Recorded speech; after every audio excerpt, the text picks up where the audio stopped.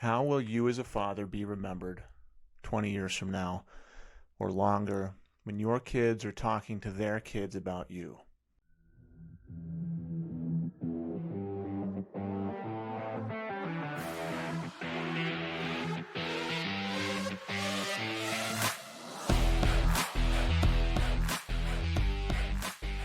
Hi, everyone. Welcome to the Rising Father Podcast. I'm Chris Rodack, and today we're talking about how will we be remembered?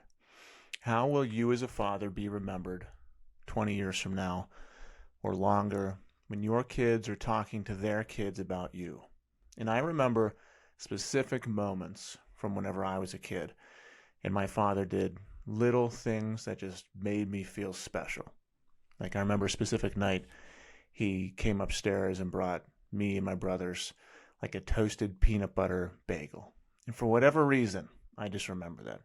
I was upstairs in our bunk beds. We had 5 guys living in one bedroom, and I was in the lower bunk. He came upstairs. Might have been having a bad day or something, but he came up and just brought this toasted peanut butter bagel, sat next to me, and we just talked and ate it together. And I still remember it to this day. It was something small, but it meant so much to me. I remember other nights, and that was just an individual moment. I also am thinking about how we want to be remembered in general as a person. So that was a moment. I also remember a dinner, specific dinner, where we were all at the table. There's 11 of us living in one 2-bedroom house, eating dinner together, and my dad was just on top of the world. He was joyful. He was laughing at the top of his lungs. Our whole family was chanting. For whatever reason, we were eating soup or something. Someone said, "Hey, Dad, you should eat like a dog." He's like, "No, no, no." And then we all just started chanting, "Eat like a dog, eat like a dog, eat like a dog, Dad." And he ended up doing it. He just went down, started eating his food like a dog. I remember looking around. I was probably 6, very young. But this memory is just seared into me. And everyone at the table was just chanting, laughing. It was like a magical moment. My dad was there eating his soup like a dog. Then he stopped. He was laughing his head off. And as that moment of pure joy is seared into my memory. With that same year, we probably went on a vacation. I probably got toys. We probably did fun, crazy things. But I don't remember any of them. I remember that moment. I remember the moment of joy. And it was almost as if, my dad was so joyful that the rest of us had permission to be joyful, because he let himself go, and he had passion and energy and filled the room with joy. It all came from him. The rest of us felt like we could then do that as well. So then now I'm thinking about me and how can I do that with my own family? How can I fill the room with joy? Am I doing that? And not just a moment thing. I don't want to just have moments as a father. I want my kids to be able to say, "Dad was," as opposed to "Dad did." If my kids can only say, "Dad did this," that refers to individual things that happened, which I still want. Dad took us on this vacation. Dad took us hunting. Dad took us on hikes. Dad took us to do archery. Dad took us on walks. That's fine. But if they can say, "Dad was," and fill in the blank with a descriptor, that descriptor is really important and puts a big identity on who I am as a person. I want them to say, "Dad was energetic."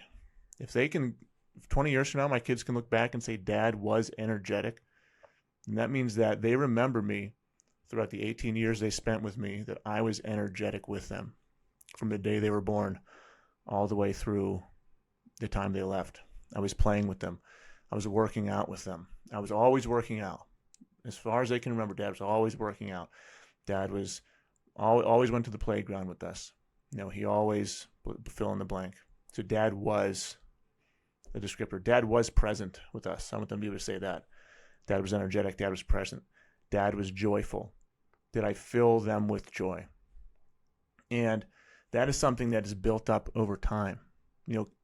A lot of times as fathers, we have a lot of pressures on us, especially if you're a business owner. You've got all the pressures of growing a business, of sustaining a business, and just of work. You have a pressure of finances, For fathers, their main driver for a lot of fathers is providing, it's finances. It's continually making sure there's food on the table, making sure there's money coming in. Because you feel like if you're not doing that up to the whatever level you told yourself you have to, you are failing as a father. You feel like if I'm not hitting this blank income goal, then I am failing. And my wife knows that, and my kids know that. In reality, it's just you who put that barrier on yourself. Our family just wants to know that we're putting in the effort, that we're trying. We still have to have results, obviously, but they want to see that you are going after it. That doesn't mean that if you hit this goal you set, don't hit this goal you set for yourself, that you should consider yourself a failure.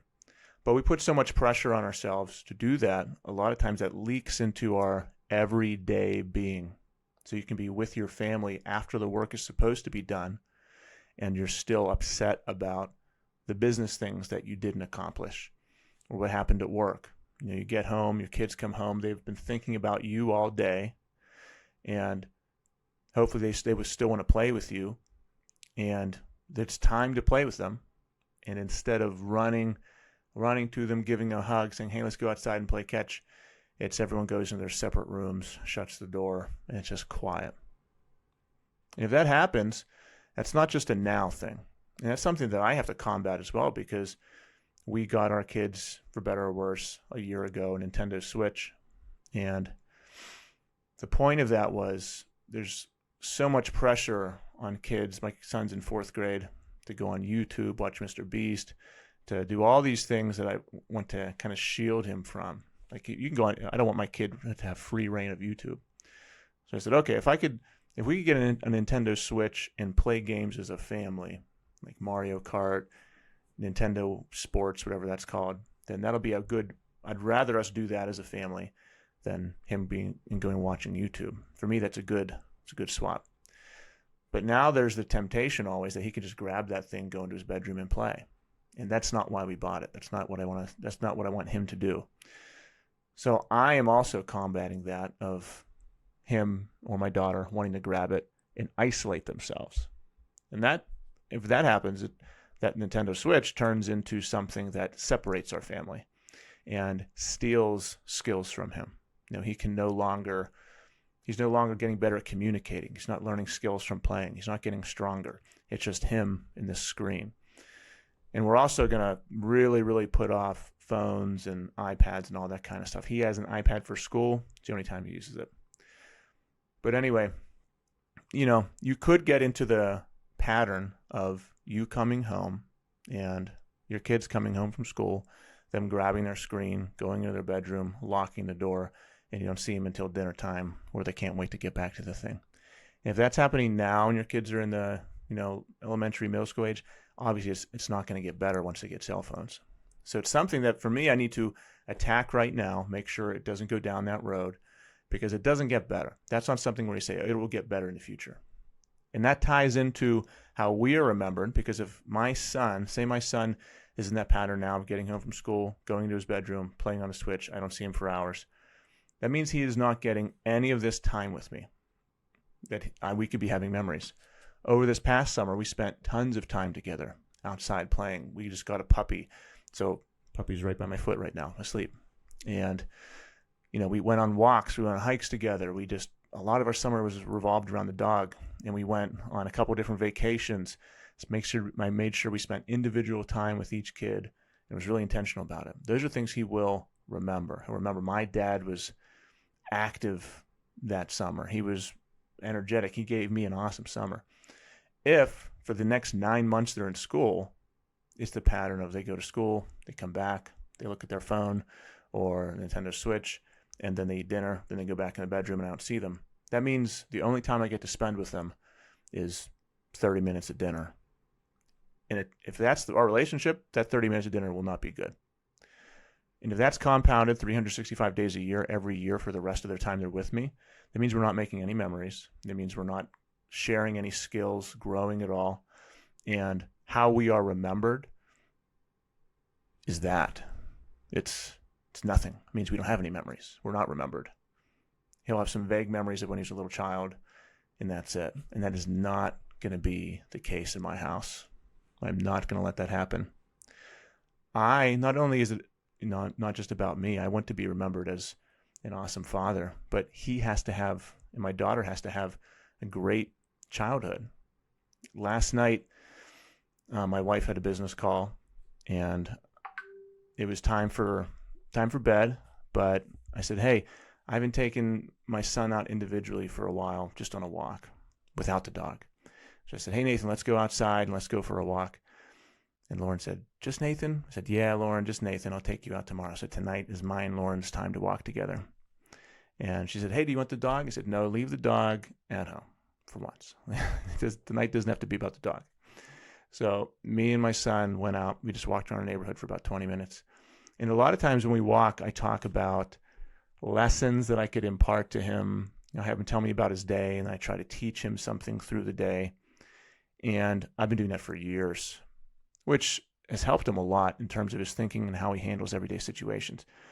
But I didn't want to do that. I want to get past that, where we can also just communicate and just talk. Okay, because I think that for a father and son to be able to just communicate freely is really important, because there'll be some times in his life where he's going to want to talk to me about things that are uncomfortable. And honestly, I just want free-flowing communication. There's a lot of parent-child relationships where it's just, you can't really talk. So we just went down the street, and I didn't say anything. I let him start. And then he actually said, "Hey, Dad, you want to talk about school?" I said, "Whatever you want, man." So he started talking to me about how him and his friends coordinated what they were going to wear for the first day of school. And he asked me to comb his hair, and how we found these Jordans on sale, that he was wearing Jordans. And him and his friends all wore their basketball jerseys, and they sat at school. I was like, "That's awesome, man. You guys must be cool kids," because I never did that. And then we saw some fancy cars. I was like, "Hey, Nathan, look at that Mercedes. Hey, look at that Porsche." And we started talking about his favorite cars and my favorite cars. And none of it was really deep in me imparting fatherly lessons on him. It was just communication and talking, kind of like friends talking. And I want to be able to do that as well. Yes, I still have to be a father. Yes, we still have to teach them. Yes, we'll still have to discipline them. No, we can't be their friends all the time. But there can be multiple layers to our relationship, where, yes, there's times when he's going to need disciplined, which happens every day. Every day, me and my wife say, "Man, he's so much like this puppy." Where we see so many things. Sometimes we get their names interchanged. We say, our dog's name is Rusty. We go, "Nathan. I mean Rusty." Or we'll go, "Rusty. I mean Nathan." And we'll do that back and forth a lot. But there can be multiple layers to your relationship with your kids. And communication, for me, is something that is so important, something that I want to just master and nail with them. And it's going to be different for my daughter and my son. Like my son is a very good communicator. He's very emotional, and he can get very deep with you, or he can get very superficial, but he's got a lot of parts to him. My daughter is a little more closed off, and once she gets going and doesn't stop. And she will just talk and talk and talk and talk. And for her, she just kind of wants you to be there. She wants just to know you're present there with her, paying attention to her. So it's different skill sets for each kid. And if you've got multiple kids, then yeah, you have to develop those skill sets of how does each kid communicate with me, and take note of them, understand them. Like, I know how my daughter communicates, I know how my son communicates, and I can do that with each of them really well, but not perfect. I still, over the next 10 years, expect to get better at those. And a lot of times, our kids don't really want anything spectacular from us. They just want our time. They just want us to be there. I've been reading a lot of books lately on the relationships between fathers and sons, initiations. And one of the things that's changed a lot over the last 100 years, 200 years, is the amount of time fathers get to spend with their kids. Because back in the day, a lot of our jobs were around the house. It was farming. It was in the village. It was, you were the mechanic or the blacksmith or whatever it was in your village, and you worked with your dad, you worked with your uncle. All the guys kind of worked together and passed on those skills to the children and to your sons. So your son was with you and witnessed you working. He knew where you worked. He understood your job. He could watch you and gain skills from you and communicate. And you guys could work through the hard times together, the fun times. If you were working an 8-hour day with your dad on a farm, there'd be times when he'd be yelling at you and you'd have to get over it. There'd be times when you'd be working really hard, wanting to give up, and he'd say, no, you can't give up. All that stuff is gone now for the most part, because for most of us, Dad goes to an office in the city and he's gone for 9-10 hours, comes back for 1 or 2. During those 1 or 2 hours is the magic time. And for some of you guys who come back for 1 or 2 hours, you're really struggling to be present. And then you go to sleep, they go to sleep, and the next day repeats, and your kids think about you all day and can't wait to see you for those 1 or 2 hours. And then during those 1 or 2 hours, are you thinking about them? Are you present? Or are we thinking about the office again? Are we thinking about what do we have to do at work? Oh my goodness, can I level up this year? My goodness, can I hit this business goal this year? While our kids are there just waiting for us, just waiting for our attention. That's what's at stake for how we are living our lives right now. It's not just what we're doing today, it's how we are remembered. It's how our kids are seeing us right now. We can think about our daily lives in the bubble of this is us. Like I live, kind of like in a little hamster cage, a glass cage, and everything I do affects me, and everything that happens to me only affects me. The choices I make in my life are my choices. It's a very this era way of thinking. You can call it, I don't know what generation it is, millennial or what, but a lot of times you were thinking, my truth, my blank.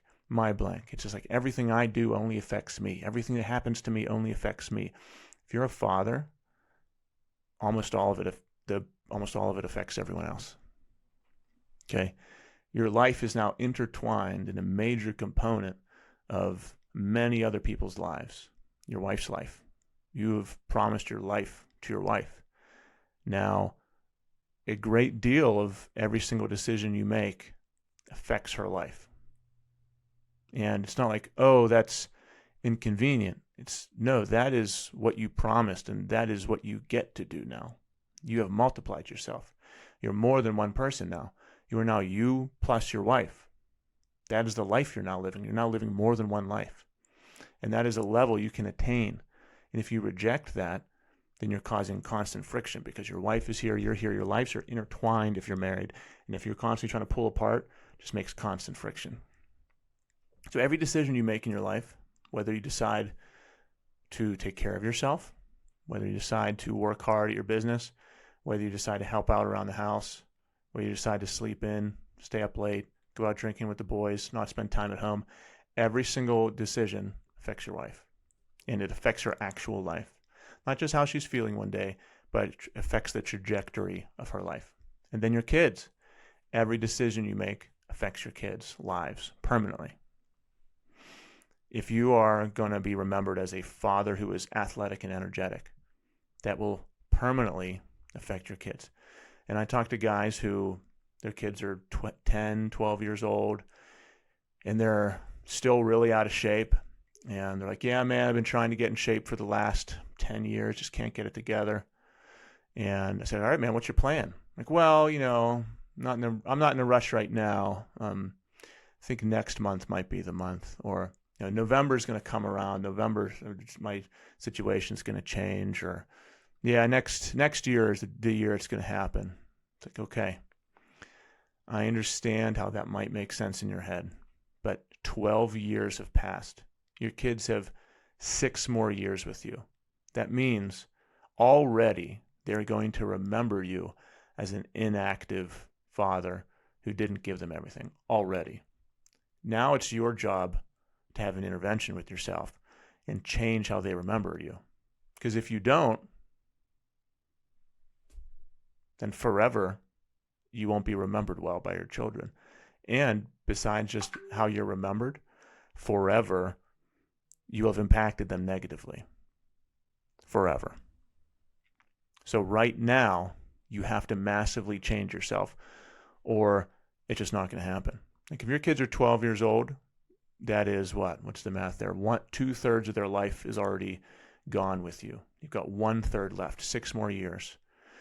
And if you have a change to make, are you really going to wait till tomorrow? Is it really not worth anything to you to where you can wait longer?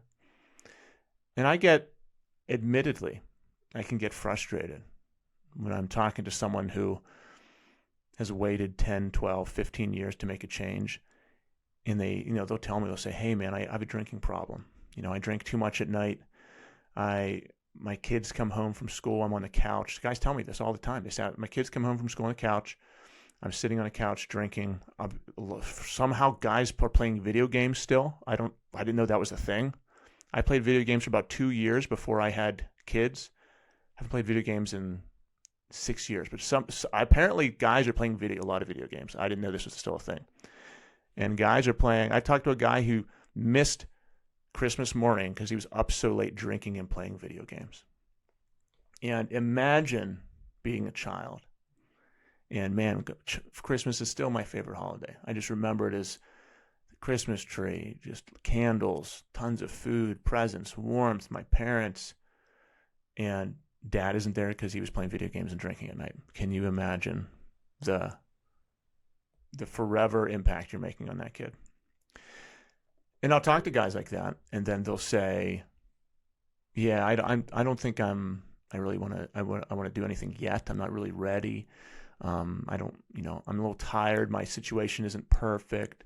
My finances aren't quite there yet to invest in myself. I don't really want to wake up that early. I don't want to push myself that hard.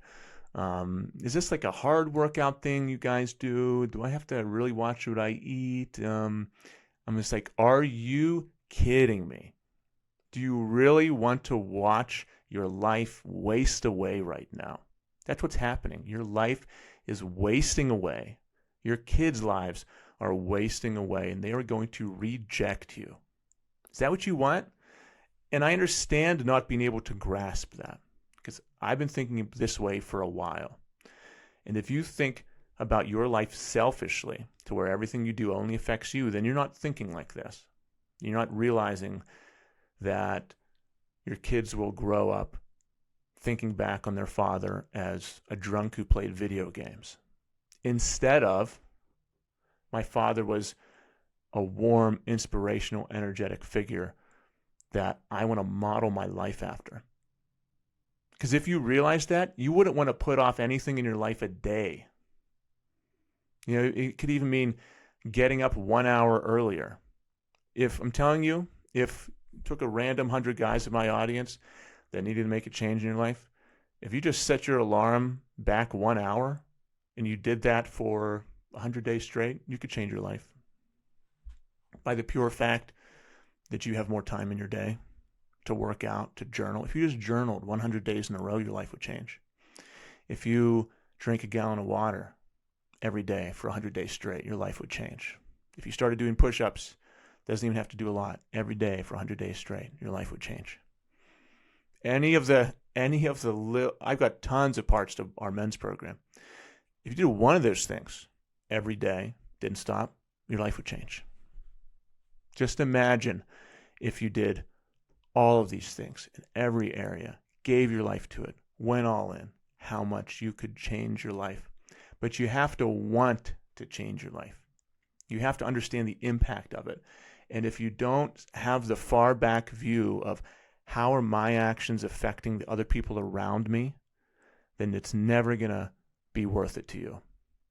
It's never going to. Because then you start thinking, well, I can just join a gym, right? I can just Google how to be a better father. I'm just going to do that. And then, of course, you don't do it, and nothing changes. But you have to understand the implications of everything you do on the people around you. How do you want to be remembered? Live your life today like you want your kids to be describing you 20 years from now. What do you want your kids to be saying about you at your funeral? That's something we're having guys in our group do, is write their own eulogies. What do you want people to be saying about you at your funeral? I'm going to start writing mine today. I'm going to write it out, 2 or 3 pages. How do I want to be remembered? That's gonna help me. That's gonna tell me how to act over the next 30 minutes, in the next 10 minutes. Is what do I want my kids to say about me when I'm dead? And if you don't have that far back view, the individual actions you make through the day won't be worth it. Every one of you can make the changes you need to. You have to understand their importance and understand as a father, time is limited. We don't have an infinite amount of time. Time is 1000% limited. All you have to do is understand that, yeah, if your kids go to college, or they're probably going to move out at 18. And then honestly, before that, I remember whenever I was 14, 15 years old, I was at my friend's house every single day, almost never home. So you don't even have that much time. If your kids are young, living with you in the house, and you're like, all right, man, like someone messaged me or someone commented, Alex Hermosi, who's obviously I look up to, amazing marketing mind, super millionaire, super successful guy. They said, hey, he said that when your kids are young, you should focus on your business and finances, and while they can't remember anything. They said, do you agree with that? I said, no, I don't. Because once again, it's not the individual dad did things that I want my kids to remember. It's the dad was things I want them to remember. Dad was loving and warm. From years 0 to 3, 0 to 4, our kids can't remember individual moments too well unless they are searing. But they do remember how you made them feel. It does craft who they are. There's an old science experiment. I don't know, you can Google it. I don't know the name. This lab had two groups of, I think, baby monkeys. And in group one, the humans that cared for the monkeys had their faces showing. So their faces would show, and they would care for the monkeys. They would hug them. They'd show them affection. In the second group, the people had masks on. They put masks over their face, and they would not touch the monkeys at all. It was like a robot was interacting. So the first group had affectionate, warm humans where the monkeys could see their eyes and their faces smiling. The second group, it was just a mask. They couldn't see anything. The second group went crazy. The second group of monkeys, they went insane. They had severe trauma and issues permanently. The first group thrived, flourished. Imagine that with a human child. Imagine that with a human baby. What happens to that human? If, oh, well, they can't remember me, so if they don't see me, they're going to be fine. Imagine if you had that mindset, what that would do to a human baby, their actual biology, their actual genes. What would that do to them? It would destroy them. And then say, year 4, you decide to pop back in because now they can remember something. First off, they're not going to know who you are. They'll be terrified of you. You'll just be a complete stranger jumping into their lives. And then, you'll try to connect with them. And the bond that happens in those first 3 years is stronger than anything you can grow through physical touch, through affection. I remember my son was born 10 seconds after he was born. They handed him to me, and we locked eyes. And we just stared at each other for 5 minutes. Instant, eternal bond made. No, he's not going to remember that moment. I'll remember that moment. But we did create a physical, emotional, spiritual bond right then. So yeah, it's important. I'm going to end it there, guys. What you do today is extremely important. Live your life as you want to be remembered, and rise for your family. Thank you.